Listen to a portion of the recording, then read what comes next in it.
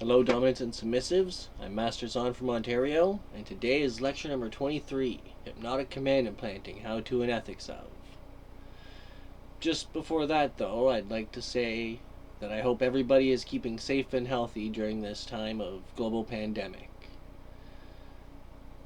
I've been taking a bit of time off to attend domestic tasks myself during this time of lockdown and take care of the family, so don't worry if you have to slow down your dynamic a bit to get through life. Life should always come first. That said, let's get on with the lecture. Now, I've said in the past that I would not turn this into a video lecture because of its potential to be abused. I've had this as a written lecture for the last few years, and I've given it out to select people. It has the full explanations in it. This will not have one key part that's in the written lecture, and that's the one-word orgasm command implanting. That's because its use can easily be abused, and once you can take it to that level of programming, you're able to do a number of different things. And often when in a state such as one is induced, especially when you add a sexual component to it, it just becomes a very powerful tool, and that is not something that I'm willing to share with just everybody. But there are other uses for this technique.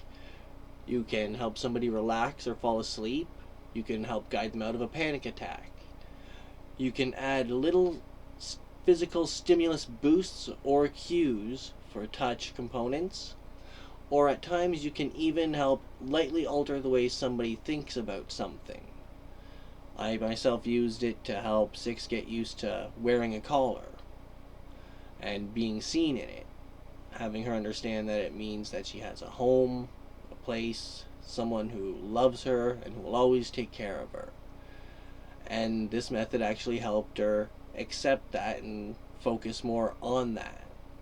It's not that it changed what she would have thought, it just helped her get comfortable with it a bit quicker than she would have.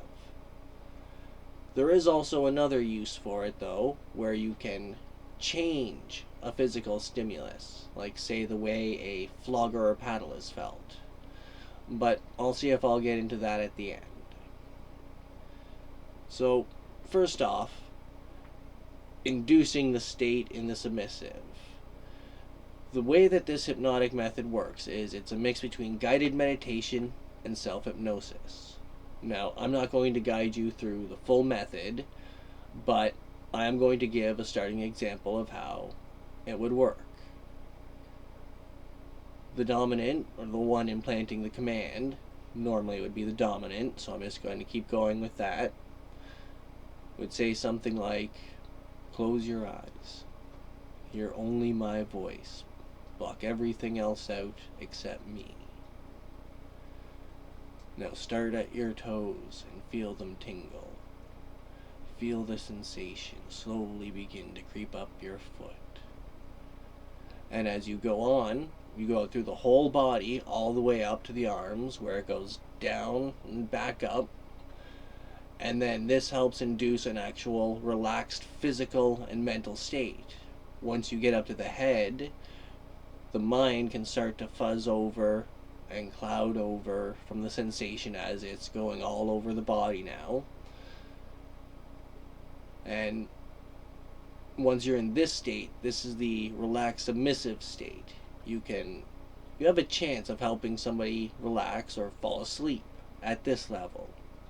This is just guided meditation, nothing more. You're not going to make any big changes or do anything special with just that, because it's the self-hypnosis, the sub-side of it, that really makes the biggest difference.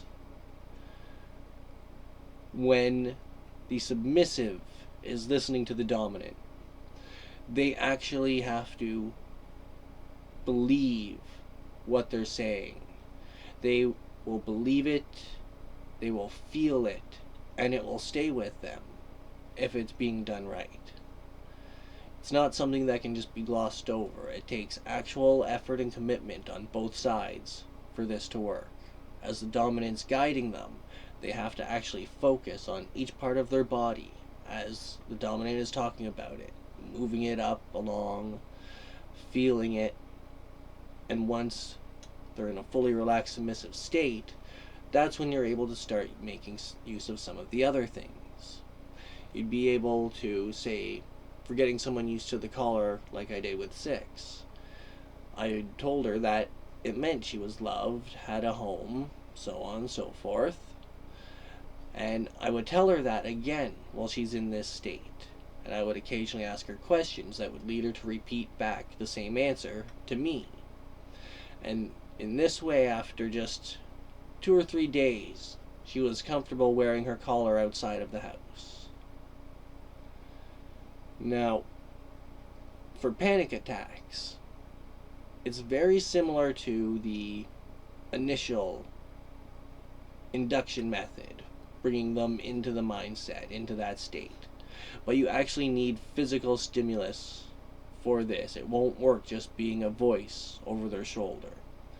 Once the submissive is in the fully induced state, the dominant can then add physical stimulus and cues.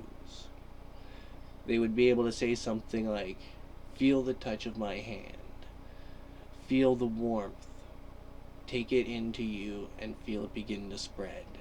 As I move my hand, feel the warmth flowing through and growing as the hand moves," to make an actual physical response. Now, with what this does is it helps makes a physical connection when they're touched. Even when they're not in the state, it can help keep a physical sort of cue in it. So if you're telling somebody to relax, to be calm while holding their shoulders, which is what I have to do with 6, then it helps create an instant connection. If 6 is having a panic attack, I'm able to grab her by the shoulders from behind and tell her to listen to my voice, to block out everything else, and to begin to relax. And it begins to guide her out very quickly. Now, along with this, there's also physical stimulus boost, as I had mentioned. If you're, say, giving someone a massage and you have them in this mind state, you're actually able to make the massage feel better. Deep tissue massage, so on and so forth. And that's basically the main uses for it. This is a method I developed myself. I've never had a problem. There's never been a misactivation. I'm able to control the strength of my one-word command, as well as boosting it with physical stimulus. And as I'd mentioned, there is one other use that I haven't gotten around to using it for yet, where you can change the physical stimulus of something. Getting somebody into that relaxed, submissive state, and then using a flogger or paddle while telling them what they should be sensing and feeling can begin to change what they feel during impacts. Now, this is a method I developed myself. It's not widely tested. If you do use something like this, please be fully open with your partner about everything along the way. It takes complete commitment and partnership to make this work to begin with. But this is not something that you want to do lightly. Things can go wrong. Just because they haven't for me doesn't mean other people wouldn't make mistakes trying to figure things out or try things for themselves. So please, safe, sane, and consensual. Go slow. If you think that you want to try something like this, do the induction a few times. See if you can get them to feel that state first before you go any farther. Don't just dive in out of nowhere. There's a reason I haven't shared this before. Other than that, I would love to hear any experiences that anybody has in programming, especially if they got the method from here. And I hope that you'll all tune in for my next lecture, lecture number 24, which I'm pretty sure is going to be working with a damaged partner number 1, triggers. It's a topic I've avoided for a while. Again, it's been a written lecture, but not one that I've put to video. Now, before I go, I hope some of you would have noticed something hanging on my flag today. 6 got me a gift. This is a stainless steel hooked paracord flogger, custom made by DC Stone of Facebook and TikTok. Thank you, DC. I absolutely love it. I've looked over some of his other stuff. He also makes collars and a few other things. It would be worth checking it out. It's quality items at a good price. Thank you again.